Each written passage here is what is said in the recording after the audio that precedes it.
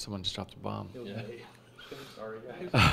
Sitting here in Arby's Musk. What do you want me to do about it, man? Like, what's the...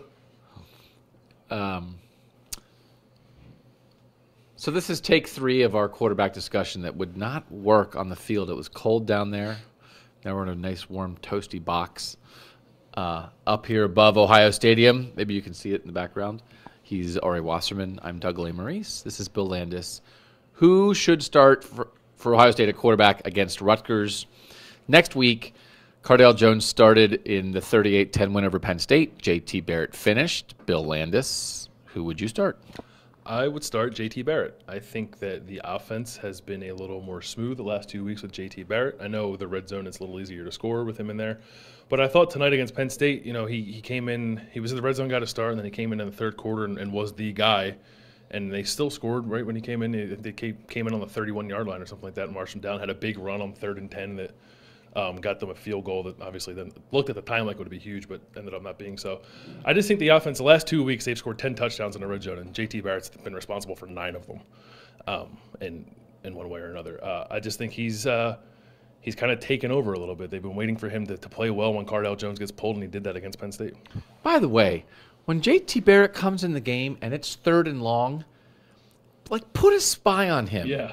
Don't run your whole secondary down the field and be like, oh, well, he ran for 17 yards. Defenses sometimes. Coach Wasserman, what would you do? I just think it's simple, and every time we do the video, just explanations get shorter because it's 1 a.m. But the offense, I found this pencil on the table, so I'm going to do Lee Corso it. Yeah. Coach. I'm going to put a mascot head on you at the end.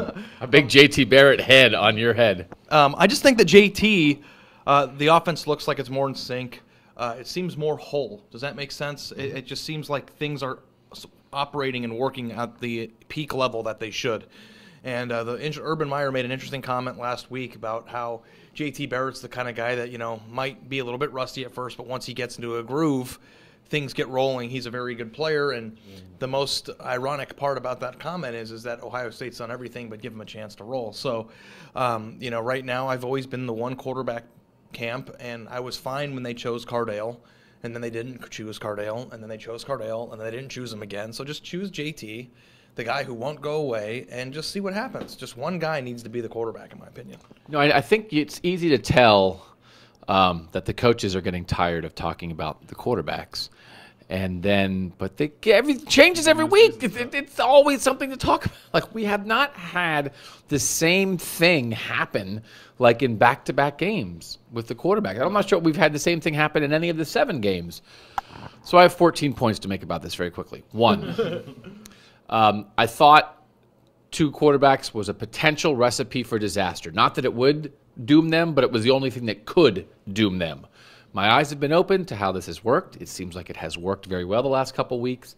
I think maybe you ride with this thing, whatever this is, which is Cardale starts, JT comes in at the very least in the red zone, and we'll see what the vibe is otherwise.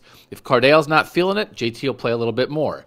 If JT's great, maybe JT will play a little bit more. If Cardale's looking really good, then maybe JT's only red zone. I think if that kind of weird little thing is working, maybe stick with it. Because I think if you go to JT Barrett, you're making a commitment there. And I don't know if you have to make that commitment yet, because for 2 weeks, this other thing has been okay. That's very non-committal. This thing against Alabama would be a disaster. So. Do you think it would be a disaster against a really good team? Again, the thing, and we talked about this at the beginning of the season, do whatever you want for 10 games. Have it figured out for Michigan State. Now, I would say if what you have figured out is this is the figured out, we don't know exactly how it's going to go, but we know what the plan is, I would count that as figuring. I don't think figuring has to be one guy the way we've seen it evolve. But do you think this would be a disaster against a good team? I think Penn State has a good defense. They were top 10 in the country in defense, and they haven't played the best teams. And my question was last week, they did it against Maryland, and Maryland's very bad. Penn State was a better defense. Would it work against Penn State? And it worked. So, yeah, I think it could work against a good defense. What they did this week is not what they did last week. So last week is not I don't know. There was a question today on who was going in before a drive. Yeah. And when that question is being asked during the game, I do not think that that's figured out. I think I'll agree with that. with the only difference being that when they brought JT Barrett into the game in the third quarter, I felt like they still used him the same way they were using him in the red zone. He only threw 4 passes. It wasn't like he was chucking the ball around. He was still basically a tailback for most of the game. And I think maybe it's possible that they have figured out that they haven't figured it out. He's Ari Wasserman. He's Bill Landis. I'm Doug Lesmerises. Tell us what you think in the comments. Who should start against Rutgers? Only time will tell at cleveland.com.